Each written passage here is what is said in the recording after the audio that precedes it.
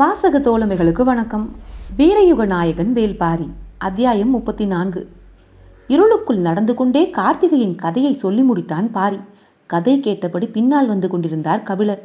திசைவேலரின் காலக்கணிதம், பேரரசுகளின் வானியல் அறிவு ஆகியன பற்றி கபிலருக்கு இருந்த எண்ணங்கள் பாரி சொன்ன ஒற்றை கதையால் தள்ளாடத் தொடங்கின. 4 ஆண்டுக்கு ஒரு முறை வரும் ஒளிவாளை இவ்வளவு துல்லியமாக கணித்து வைத்திருக்கும் பொழுதே மலை மக்களின் வானியல் அறிவை புரிந்து கொள்ள கூடுதலாக முயன்றிருக்க வேண்டும் என தோன்றியது. பேச்சென்று வந்து கொண்டிருந்த கபிலரை பார்த்து பாரி, முருகன் கார்த்திகை விண்மீன் கூட்டத்துக்கு பெயர் சூட்டிய கதையை மட்டும்தானே சொல்லியுள்ளேன், இன்னும் எவ்வளவோ இருக்கின்றனவே என்றான். இன்னும் எவ்வளவோ என்றால் முருகனை பற்றியா, விண்மீன்களை பற்றியா? காலத்தை பற்றி. என்ன சொல்ல வருகிறான் பாரி என்ற திகைப்பு வாயடைக்கச் செய்தது. பாரி சொன்னான், அந்த 6 விண்மீன்களின் அடிப்படையில்தான் காலமும் 6 கூறுகளாக பகுக்கப்பட்டன. கார்காலம், கூதிர்காலம், முன்பனிக்காலம், பின்பனிக்காலம், இளவேனிற்காலம், முதுவேனிற்காலம் என 6 பொழுதுகளும் வைகறை, காலை, நண்பகல், ஏற்பாடு, மாலை, ஞாமம் என 6 சிறு பொழுதுகளும் இதன் அடிப்படையில்தான் பகுக்கப்பட்டதாக சொல்வார்கள். இருள் சூழ்ந்துள்ள ஒற்றையடி பாதையில் பின்னால் வருகிறவர் சிறு ஓசை கூட எழுப்பாமல் வரக்கூடாது என்பது கபிலருக்கு தெரியும். ஆனால் தெரிந்தவை எல்லாம் தெரியாதவற்றின் பின்புலத்தில் போய் மறைகின்றன. பின்னணி கதைகள் காலத்தையே புரட்டுகின்றன. கபிலர் என்ன செய்வார்? மனம் புரண்டு எழுந்து உண்மையை பட்ட நினைத்த பொழுது குறுக்கிட்ட கதை அது உண்மையா என்ற கேள்வியை எழுப்பியது. திகைத்து நின்றவிடம் புதிதாய் வினா ஒன்று மேலெழுந்தது. வேளிற்குல தலைவன் உருவாக்கியதால்தான் பொழுதை அறிய வேலை என்ற சொல்லை பயன்படுத்துகிறோமோ? காலை வேலை, மாலை வேலை என அழைப்பதன் காரணம் அதுதானோ? கபிலரின் வினாவுக்கு பாரியிடம் விடையில்லை.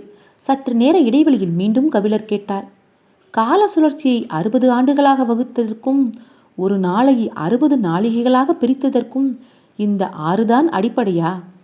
பாரியிடம் இருந்து மறுமொழி எதுவும் வரவில்லை. ஆனால் கபிலரின் உள்ளத்துக்குள் உருக்கொண்ட வினாக்கள் நின்றபாடில்லை. சற்றே நில் என்றார் கபிலர். முன் நடந்து கொண்டிருந்த பாரி நின்றான். அன்று அங்கவை கேட்ட வினாவை உன்னிடம் சொன்னேனே, நினைவிருக்கிறதா? எதுவென்று பாரி யோசித்துக் கொண்டிருந்தான். அந்த பொழுது கூட கபிலரால் காத்திருக்க முடியவில்லை. உயிரெழுத்துக்கள் ஏன் 12 என்று கேட்டாலே என்றார். ஆம் என்றான் பாரி.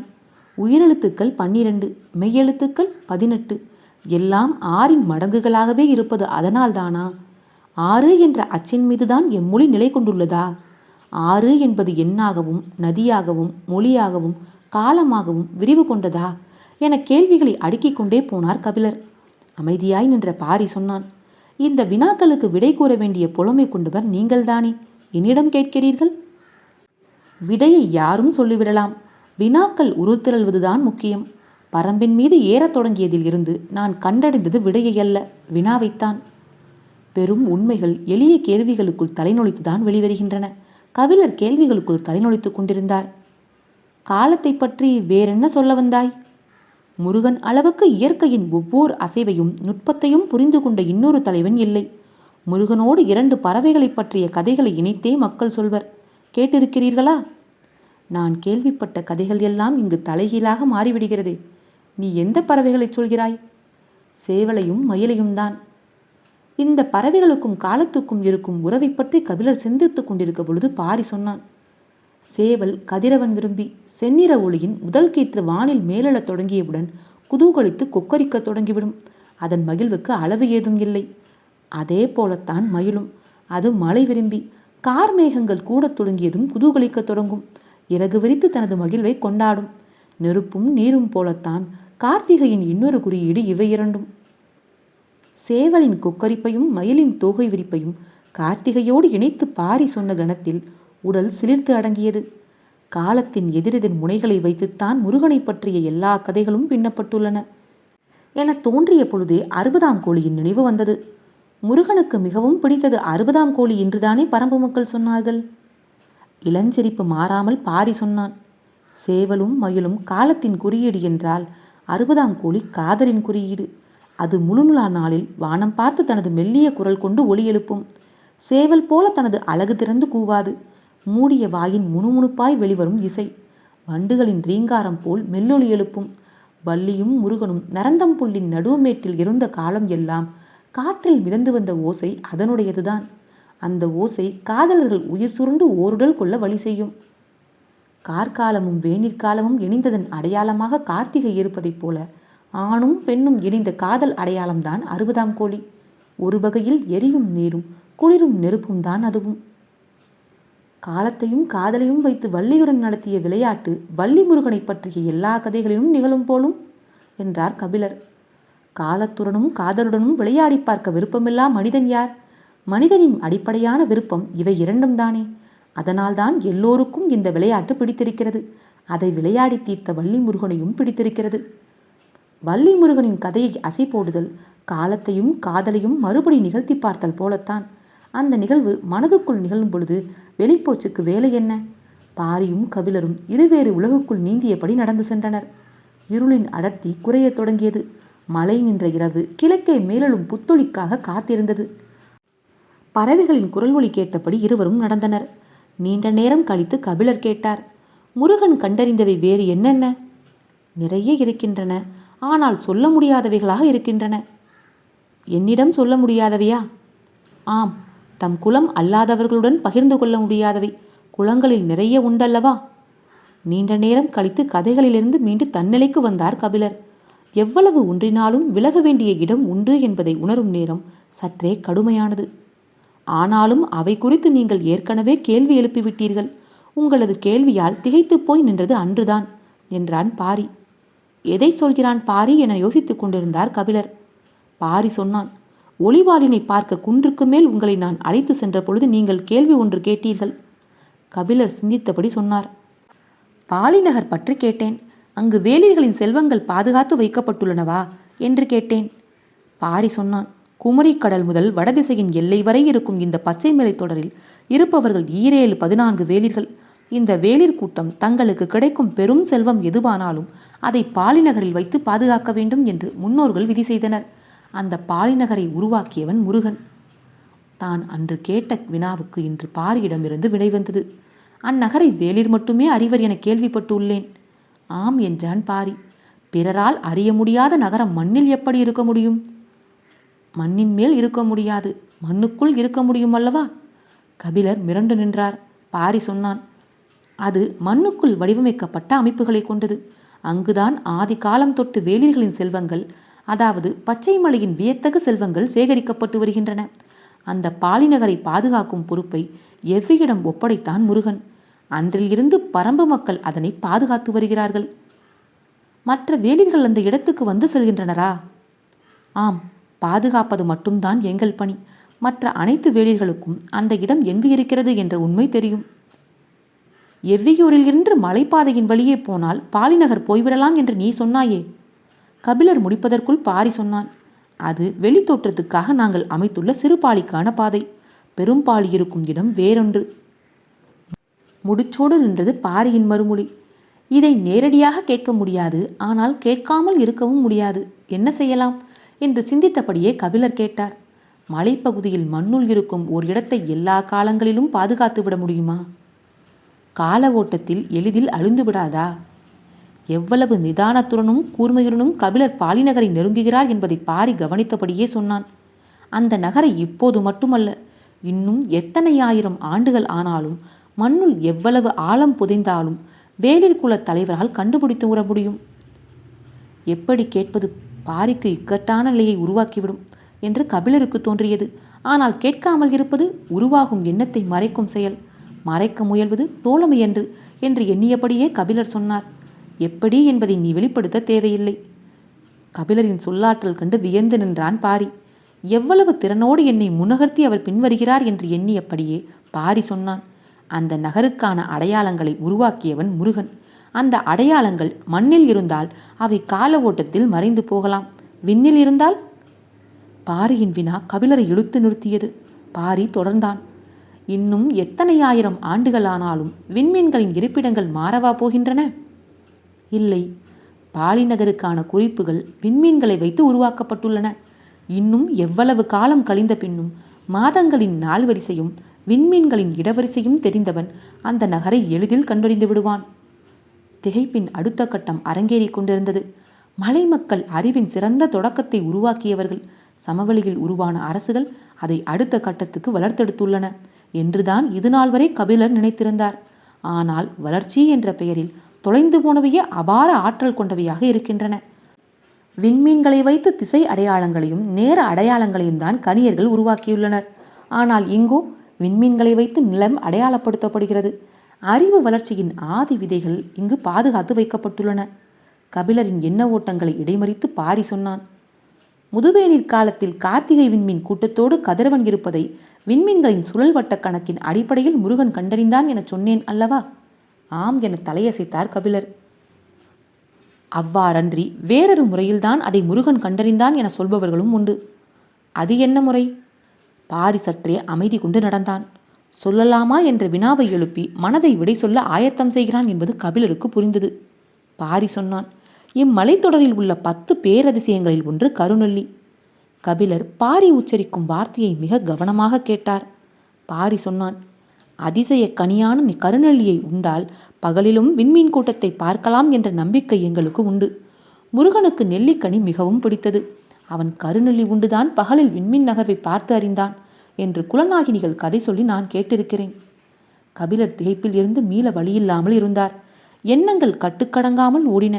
மேலேறிய கதிரவனின் ஒளி காடெங்கும் நிலை கொண்டிருந்த இருளை மஞ்சள் நிற ஆடை கொண்டு போர்த்தி பிடித்து கொண்டிருந்தது. முன்னால் சென்று கொண்டிருந்த பாரி பாறை இடுக்கின் வழியே உள்நுழைந்து மறைந்தான். அதற்குள் உள்ளே மறைந்து விட்டானே, அவ்வளவு அடர்ந்த இடுக்குப்பாதையா இது என்று நினைத்தபடியே கவனமாக கால் தூக்கி வைத்து உள்நுழைந்தார். இருள் சூழ்ந்த பாதை நீண்டிருந்தது. சற்று தொலைவு நடந்தார். பெரும் பாறை ஒன்றின் பாதையில் குறுக்கே நிற்பது தெரிந்தது. அதன் பின்புறம் இருந்து காலை கதிரவனின் ஒளி தெரித்து சிதறி கொண்டிருந்தது. எத்தனை முறை பார்த்தாலும் இருளுக்குள் பாய்ந்து நுழையும் ஒளிக்கதிருக்கு இணை சொல்ல எதுவும் இல்லை என நினைத்தபடியே பாறையின் அருகில் வந்து ஒளிக்கீற்று வந்த பகுதியை பார்த்தார் கபிலர். திருப்பத்தில்தான் எல்லாம் இருந்தன, இணை சொல்ல முடியாதவை என்ற சொல்லின் முழுமையை இயற்கை அவருக்கு காண்பித்தது. வட்ட வடிவ பசும் குடுவை போல் கண்ணுக்கு எதிரே பறந்து விரிந்த புல்வெளி, இரு கை கொண்டு அணைத்து பிடித்தபடி சுற்றி கிடக்கும் மலைக்குன்றுகள், கதிரவனின் ஒளி பொழியத் தொடங்கும் பொழுது களையத் தொடங்கிய இணைப்பறவுகளின் ஓசை, காற்றெங்கும் மிதந்த நரந்தம் புல்லின் மனம். உறைந்து நின்றார் கபிலர்.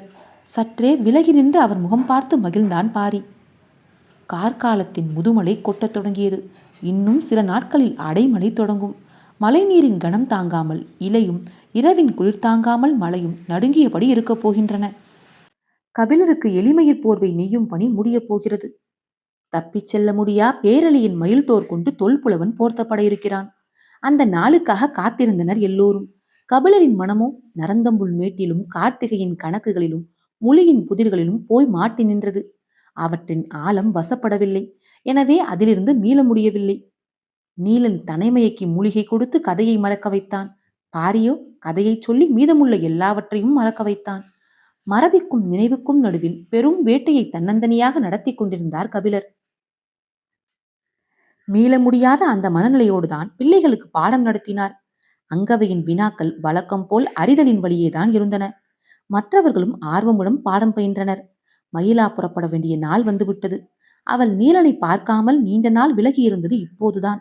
ஆனாலும் தனது பெயரையும் நீலனின் பெயரையும் அவள் எழுத கற்றிருந்தாள். அது அளவற்ற மகிழ்வை உருவாக்கியிருந்தது. அவனின் ரகசியம் ஒன்று தனக்குள் அடங்கிவிட்டதாக அவள் நினைத்தாள். தனது விரல்களின் வழியே நீளின் கோடுகளுக்குள் அடங்கிய அவனை நினைத்து மகிழ்ந்தாள். வேட்டூர் பழையனோடு சேர்ந்து அவள் புறப்படுவதாகத்தான் முடிவு செய்திருந்தனர். ஆனால் தேக்கன் இன்னும் சில நாட்கள் பழையனை இருக்கச் சொல்லிவிட்டார். அதனால் வீரர்கள் சிலருடன் மயிலா மட்டும் எவ்வியூர் விட்டு புறப்பட்டாள். அவளின் முகத்தில் இருந்த மகிழ்ச்சியின் வழியே கபிலர் நீலனை பார்த்து கொண்டிருந்தார். குன்றுகளுக்கு இடையும் ஆடும் ஊஞ்சல் அவரின் பார்வைக்கு தெரிந்தது. 5 ஆண்டுகளுக்கு ஒருமுறை பூக்கும் சாமப்பூ அரும்பு விட தொடங்கியிருந்தது. தேக்கன் புதிய மாணவர்களை அழைத்துக் கொண்டு காடறிய புறப்பட வேண்டிய காலம் வந்துவிட்டது. அதனால்தான் சில செய்திகளை பேசுவதற்கு வேட்டூர் பழையனை இருக்கச் சொல்லியிருந்தார் தேக்கன்.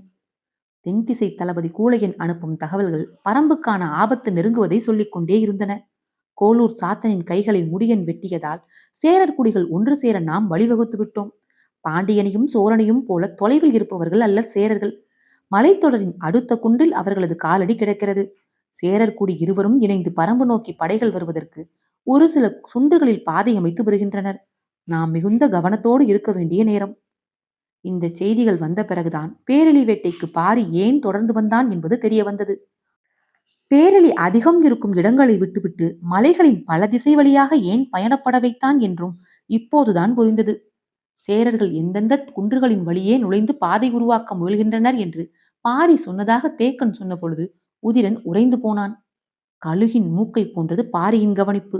எவ்வியூரில் இருந்தாலும் பரம்பு மலையின் என் திசையிலும் நிகழும் மாற்றங்களை துல்லியமாக கவனித்து அறிவான் பாரி.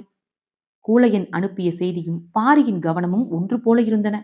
சேரன் ஏறி வர எல்லா வகைகளிலும் ஆயத்தமாகிக் கொண்டிருக்கிறான் என்பது தெளிவாக தெரிந்தது. இச்சூழலில் எவ்வியூரின் ஆசான் தேக்கன் பயிற்சிக்காக பிள்ளைகளை அழைத்துக் கொண்டு காடறிய செல்ல வேண்டுமா? புதிய ஆசானை அனுப்பினால் என்ன என்று சிலர் கேட்டார்கள். அதை முடிவு செய்ய வேண்டியது தேக்கன்தான் என்றான் பாரி. தேக்கனோ அம்முடிவை சாமப்பூவின் அரும்பு துளிர்க்கும் முன் எடுத்திருக்க வேண்டும். எனக்கான வாசனையை அது வழங்கிவிட்டது. நான் அதன் அனுமதியை நுகர்ந்து விட்டேன். பிள்ளைகளை அழைத்துக் கொண்டு காடறியும் எனது பயணத்தை இனி நிறுத்த முடியாது என்றார். பழையனிடம் பகிர்ந்து கொள்ள நிறைய இருந்தன. பரம்பின் கீழ்த்திசை ஊர்களைப் பற்றியும் அங்குள்ள வீரர்களின் திறமையைப் பற்றியும் நன்கு அறிந்தவன் பழையன். எனவே அவனை இருக்கச் சொல்லி நாட்கணக்கில் பேசினான் தேக்கன். பழையனின் மனநிலை முற்றிலும் வேறானது. திட்டமிடல், முன் தயாரிப்பு இவற்றைக் கொண்டு நிகழ்த்தப்படும் போர்கள் அரச முறையை சார்ந்தவை. நாம் ஏன் அதுபோல் சிந்திக்க வேண்டும்? நமது போர் முறை முற்றிலும் வேறானது. அது போர் தொடங்குவதற்கு ஏற்ப வடிவம் கொள்ளக்கூடியது. போர் என்பது நிகழும் இடம், தன்மை, சூழல் இவற்றைக் கொண்டு நடத்தப்படுவதுதானே தவிர வீரர்களைக் கொண்டு மட்டும் நடத்தப்படுவது அல்ல.